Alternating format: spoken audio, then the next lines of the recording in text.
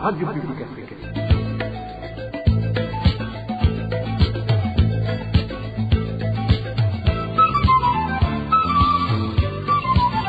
Radio Publique Africaine.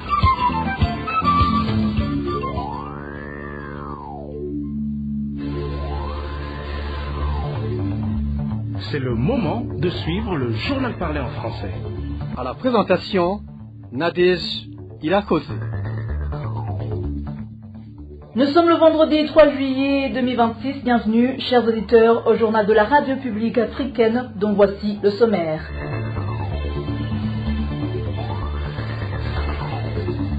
La coalition Sephora-Lucha a adressé une lettre ouverte au président de la République du Burundi, lui demandant de mettre en application l'arrêt de la Cour de justice de la Communauté d'Afrique de l'Est qui avait jugé illégal le troisième mandat de feu président Pierre Nkurunziza.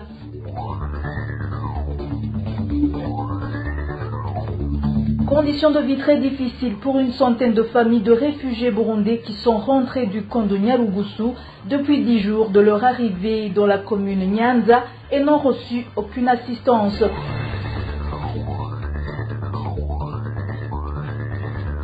À l'occasion de la journée mondiale sans sac plastique célébrée ce vendredi, l'association Facha qui milite pour la protection de l'environnement interpelle le gouvernement burundais à renforcer la lutte contre l'utilisation des plastiques non biodégradables qui s'observent toujours dans le pays. Dans quelques secondes, les détails de cette édition.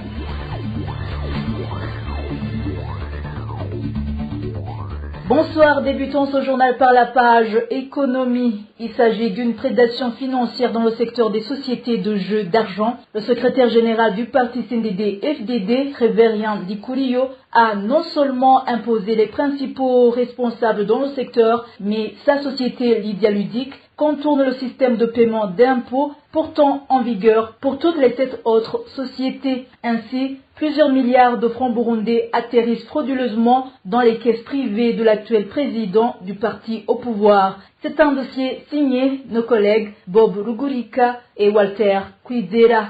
Selon nos informations, 9 sociétés opèrent actuellement dans ce secteur hautement lucratif au Burundi. Il s'agit de 1xBet, Kings, RiceBet, Boobet, 1tBet, InfinityBet, Megaloto, MeltBet et Lydia Ludic. 8 d'entre elles, à l'exception notable de Lydia Ludic, s'acquittent chaque mois de redevances tournant autour de 4 milliards de francs burundais. Ces paiements sont effectués sous le contrôle des sociétés de gestion et de contrôle Ensoft et BN Partners. Mais une société échappe totalement à son mécanisme. Lydia Ludic, propriété du secrétaire général du CNDD-FDD, Révérien Ndikurio. Cette entreprise ne paie aucune redevance. Pourquoi Lydia Ludic n'est-elle pas soumise au contrôle comme toutes les autres? Mystère. D'après nos sources bien placées au ministère du Commerce, cette question reste un secret bien gardé entre le directeur général de la loterie nationale, Fabrice Niragira, et son patron, Révérien Ndikurio. Pourtant, il devient difficile, voire impossible, de savoir avec exactitude les montants générés par la société de Révérien Ndikurio, confie sous le couvert de l'anonymat notre source au ministère du Commerce.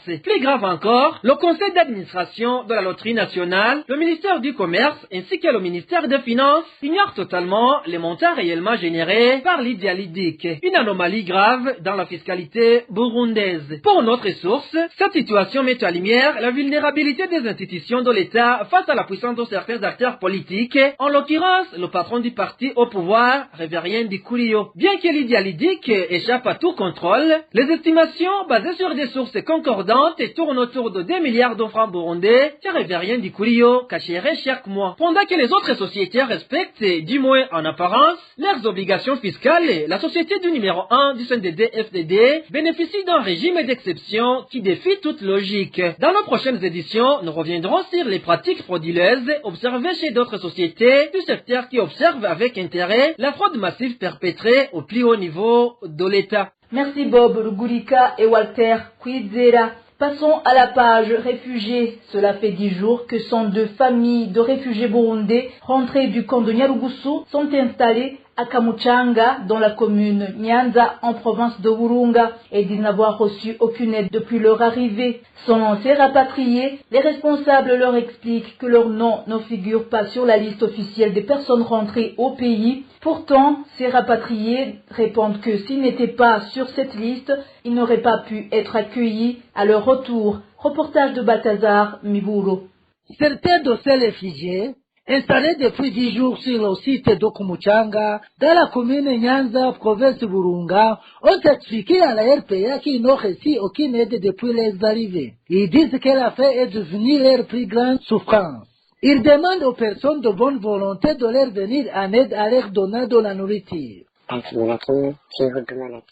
Depuis notre arrivée, nous n'avons reçu aucune aide alimentaire. Nous manquons aussi d'eau potable. Les gens sont très découragés et vivent dans des conditions très difficiles. Nous demandons sincèrement aux personnes de bonne volonté de nous venir en aide en nous apportant de la nourriture.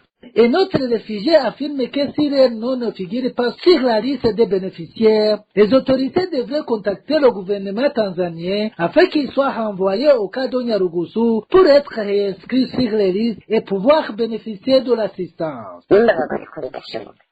Si les autorités constatent que nos noms ne figurent pas sur les listes, qu'elles nous renvoient alors au camp de Nyarugusu, qu'elles discutent avec le gouvernement de la Tanzanie, car c'est en collaboration avec lui et l'OHCR que notre retour a été organisé. Elles peuvent nous réinscrire sur une nouvelle liste afin que nous puissions recevoir de l'aide comme les autres. Nous ne comprenons pas pourquoi nous sommes exclus alors que les autres bénéficient de l'assistance. Dans ces conditions, comment allons-nous vivre? En attendant, ces réfugiés installés à Kamuchanga sont obligés de mendier auprès des passants pour trouver de quoi manger. La rédaction de la RPA n'a pas pu obtenir la réaction des responsables du HCR, l'agence des Nations Unies chargée des réfugiés, afin de savoir quelles mesures sont prévues pour venir en aide à ces personnes. Merci Balthazar Miburo. En page gouvernance, les employés du ministère de la Santé publique recrutés en 2024 et en 2025 qui n'ont pas encore perçu leur salaire sont appelés à suivre l'évolution de leur dossier une fois que ceux-ci sont transmis au ministère de la fonction publique. Déclaration du ministre de la Santé publique, il était invité à l'Assemblée nationale le vendredi 29 juin. Dr Fidel Nhezabahidzi a assuré que le ministère de la Santé publique suit de près cette question et que leurs salaires seront régularisés. Suivez plutôt le Dr Fidel Nhezabahidzi, ministre de la Santé publique.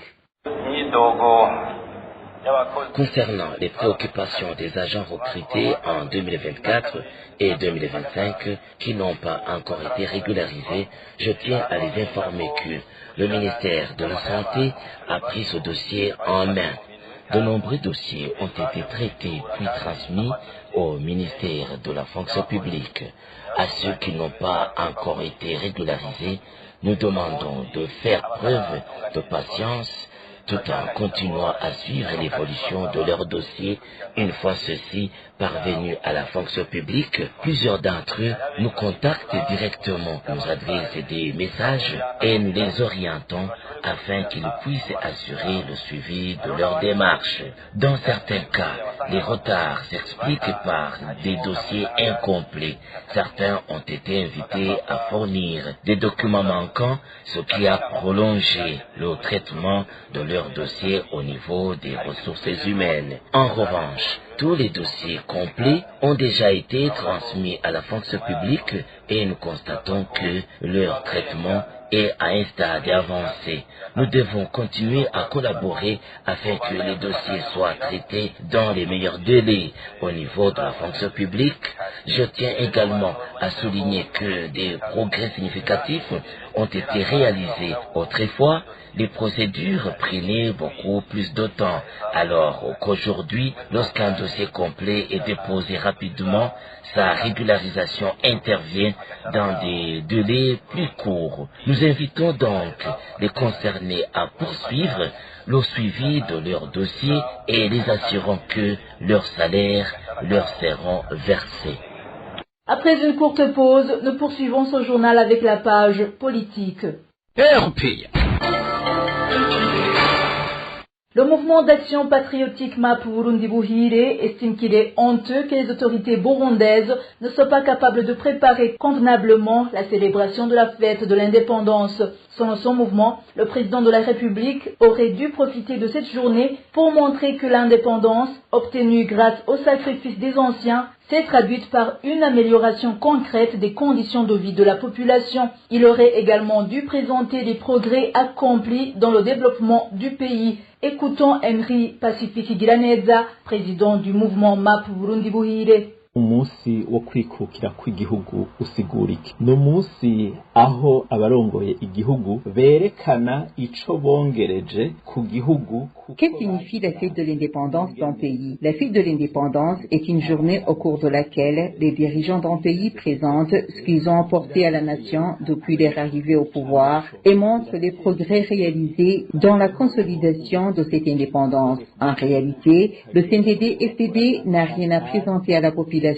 Il est même honteux de constater que du président de la République jusqu'aux membres de son gouvernement, ils ne savent pas organiser une célébration digne de la fête de l'indépendance. Or, cette journée devrait être l'occasion de démontrer que les sacrifices consentis par nos ancêtres pour obtenir l'indépendance ont permis d'améliorer concrètement les conditions de vie des citoyens. Un dirigeant devrait pouvoir dire « Depuis que je suis à la tête du pays, je poursuis l'œuvre de ceux qui nous ont légué cette indépendance. Regardez, les salaires ont été augmentés, voici les réalisations que nous avons accomplies pour la population. » En résumé, le CNDD-FDD et son gouvernement savent très bien qu'ils n'avaient rien à présenter au Burundi à l'occasion de cette journée. Rien de ce que la population ait en droit d'entendre d'une telle célébration. Une journée comme celle-ci devrait être l'occasion d'annoncer une augmentation des salaires lorsque les croissances économiques le permettent ou encore de présenter de grands projets pour l'avenir du pays après avoir répondu aux besoins essentiels de la population.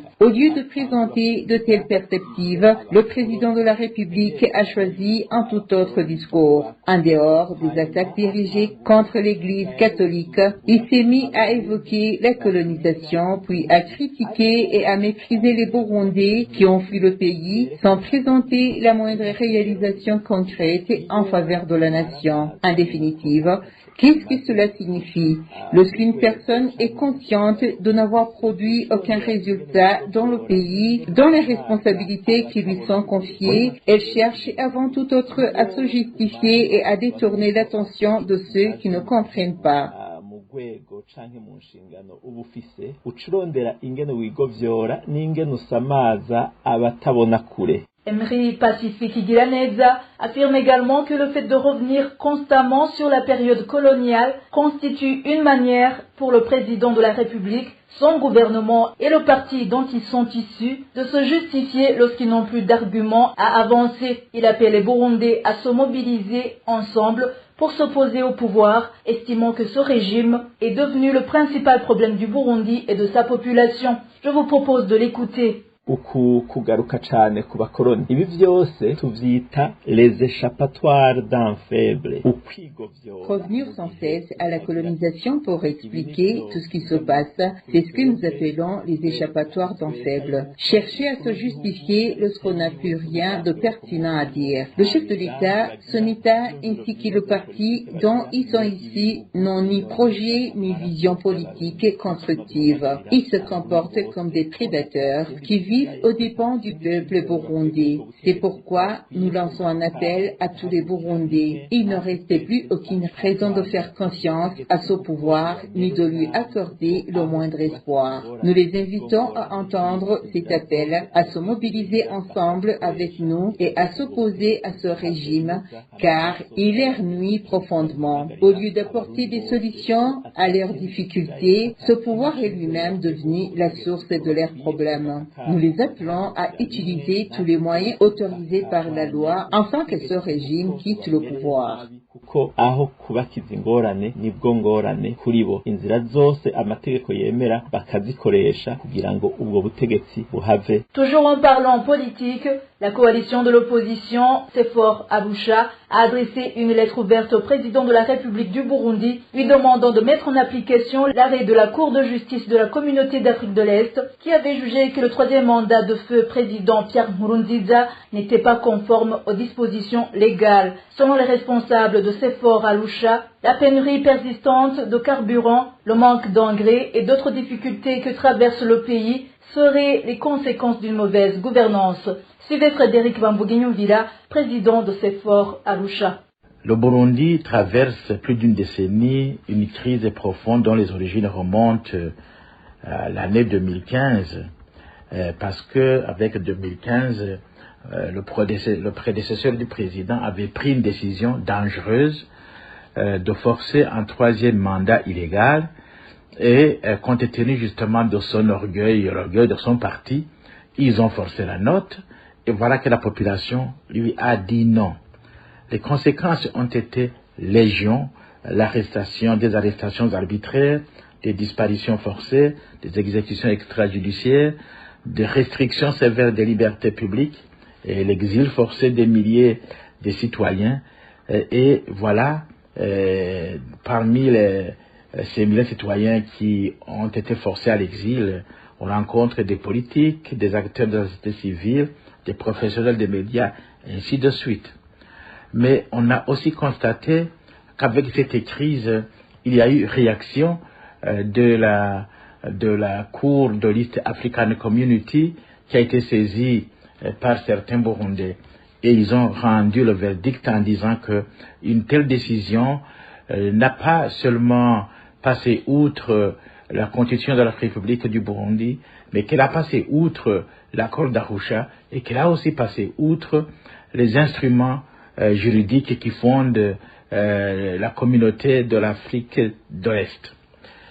Alors maintenant, nous constatons que les mêmes problèmes persistent et qu'il n'y a aucune volonté de régler ces problèmes que nous rencontrons. La violation des droits humains persiste et les Burundais rapatriés auxquels avait été promis la protection, la réintégration digne font l'objet de persécutions contraires aux engagements publics pris par l'État.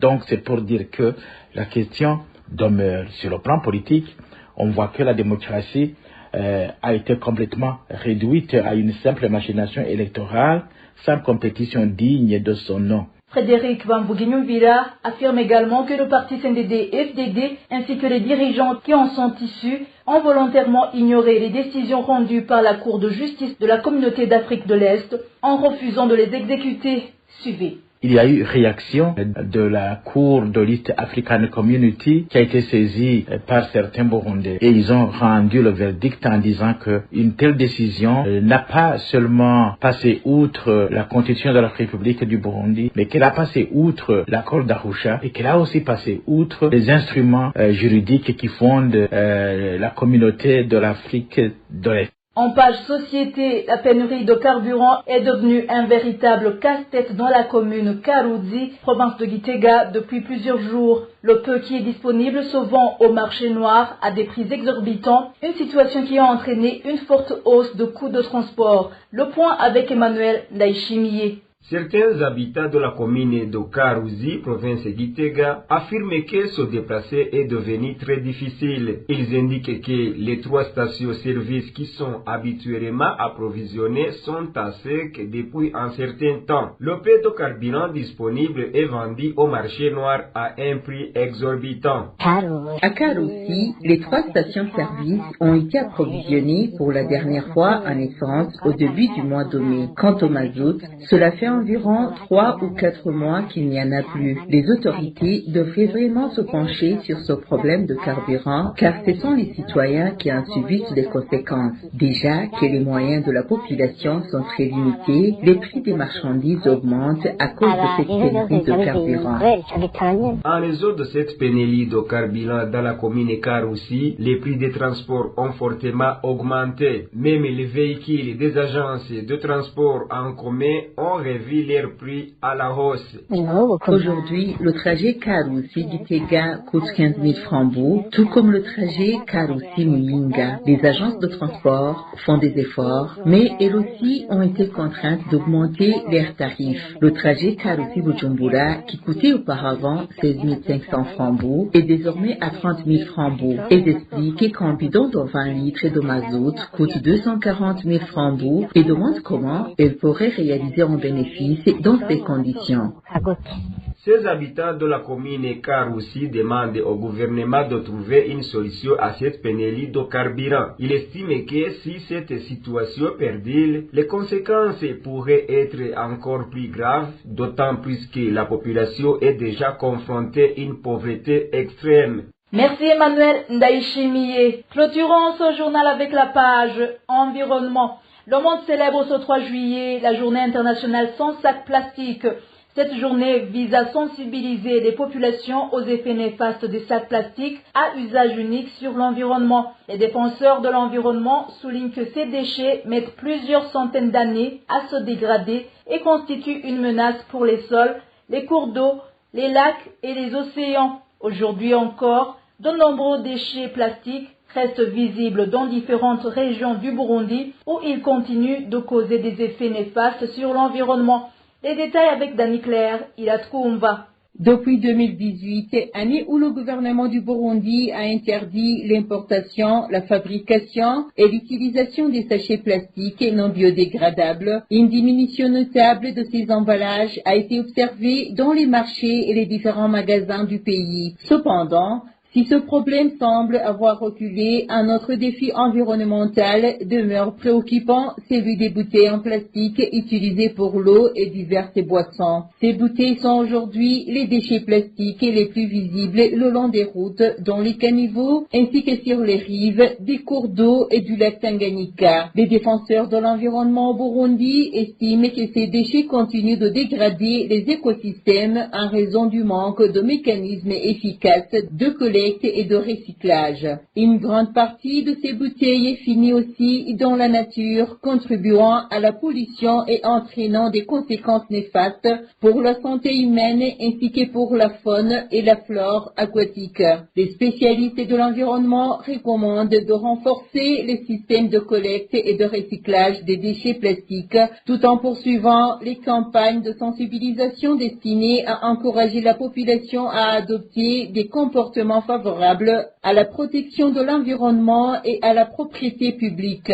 Dans cette perspective, le gouvernement burundais a lancé en 2025 un programme d'installation de poubelles destiné aux déchets plastiques, notamment les bouteilles et les emballages, dans plusieurs endroits stratégiques de la ville de Bujumbura. Cette initiative visait à réduire la pollution et à préserver l'environnement, y compris le lac Tanganyika. Ces poubelles ont été placées dans des lieux à forte fréquentation tels que les abords de l'ancien marché central de Bujumbura, les parkings, les arrêts de bus, ainsi que dans plusieurs communes de la capitale économique. Aujourd'hui, commerçants et habitants de Bujumbura reconnaissent que ces dispositifs ont contribué à réduire la présence des bouteilles et autres déchets plastiques dans les rues. Ils soulignent toutefois la nécessité d'assurer leur vidange et leur entrée réguliers, certains étant désormais saturés de déchets qui débordent sur la voie publique. Merci Dani Claire, Ilatkoumba. En ce jour de la célébration de la journée mondiale sans sac plastique, l'association Facha qui milite pour la protection de l'environnement appelle les Burundais à s'unir contre l'utilisation des plastiques non biodégradables. Son président Patrice Savoguheba demande aussi aux autorités d'appliquer non seulement les lois contre ces plastiques, mais aussi de renforcer la sensibilisation des citoyens pour encourager de meilleurs comportements au sein des familles. Écoutons Patrice Savoguheba, président de l'association Facha. À l'occasion de la journée internationale sans plastique, nous émettons certaines recommandations. D'abord, à la population. Il faut refuser les sacs, les bouteilles et autres objets en plastique à usage unique lorsque des alternatives existent. Utiliser des sacs, des sachets, des bouteilles réutilisables en tissu, en fibres naturelles ou en matériaux durables. Ne pas jeter les sacs en plastique, les bouteilles et autres dans la nature, dans les caniveaux, dans les rivières ou dans les lacs. Il faut trier et déposer les déchets plastiques dans les points de collecte lorsqu'ils existent. Il faut sensibiliser les enfants et les voisins en communauté au danger de la pollution plastique.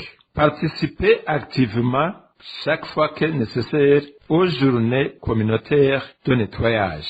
À l'administration, l'association FACHA demande de renforcer l'application des lois relatives à la gestion des déchets plastiques et installer davantage de poubelles et de points de collecte sélectifs. Organiser régulièrement les campagnes de sensibilisation dans les écoles, les marchés, les quartiers et d'autres points de rencontre. Encourager les activités locales à promouvoir les alternatives écologiques. Au gouvernement, l'association FACHA recommande de renforcer et de faire respecter la réglementation sur les objets plastiques. Soutenir les communes dans la gestion des déchets solides. Et introduire l'éducation environnementale dans les programmes scolaires. L'association FACHA appelle également le gouvernement à travailler avec les entreprises qui utilisent encore des emballages plastiques pour parvenir à les supprimer définitivement. Encore une fois, Patrice Sawoguhewa.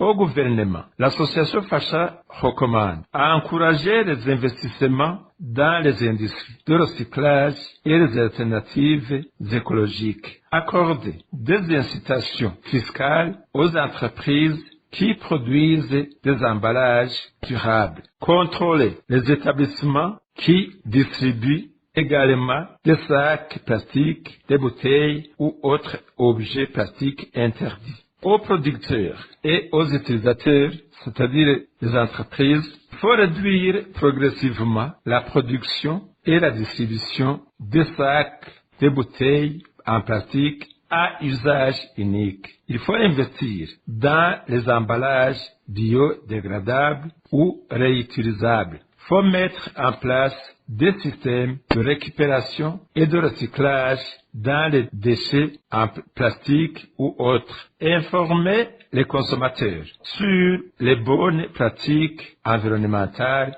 même si ça exige un budget. Développer l'innovation dans les matériaux respectueux de la protection de l'environnement. Assurer leur responsabilité environnementale en finançant les actions de collecte et de recyclage. La participation de chaque citoyen, des entreprises, des administrations et du gouvernement est indispensable pour préserver les sols, les cours d'eau, la biodiversité et la santé des générations présentes et futures. C'était Patrice Sawoguhewa, le président de l'association FACHA. Et voilà, c'est ici que prend fin le journal de ce vendredi 3 juillet 2026. Merci chers auditeurs de nous avoir suivis. Merci à toutes les équipes rédactionnelles et techniques. Bon début de week-end à tous.